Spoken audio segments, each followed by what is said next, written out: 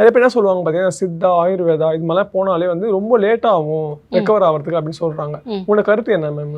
இப்போது சித்த ஆயுர்வேத மருந்துகள் அந்த மருத்துவ முறையே வந்து உடலில் உண்டாகக்கூடிய அறிகுறிகளுக்கான ஒரு சிகிச்சை முறை கிடையாது.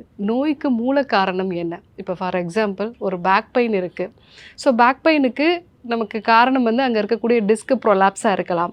அந்த டிஸ்க் ப்ரொலாப்ஸ்னால காலுக்கு வரக்கூடிய நரம்புகள் பாதிக்கப்பட்டிருக்கலாம். இல்லை அங்கே இருக்கக்கூடிய தசைகள் வந்து பலகீனமாக வந்து இருக்கலாம்.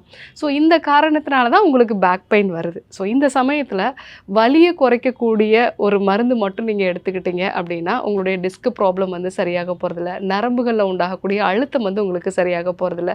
தசைகள் வந்து பலகீனம் அப்படியே தான் இருக்க போகுது. இது எதுவுமே உங்களுக்கு சரியாகாமல் வெறுமனே ஒரு வலிக்கான மாத்திரை எடுக்கும்போது உடனடியான ஒரு நிவாரணம் நமக்கு வந்து கிடைக்குது. ஸோ இந்த ஒரு விஷயத்தை தான் நம்ம எல்லாருமே இன்னைக்கு தேடி போகிறோம்.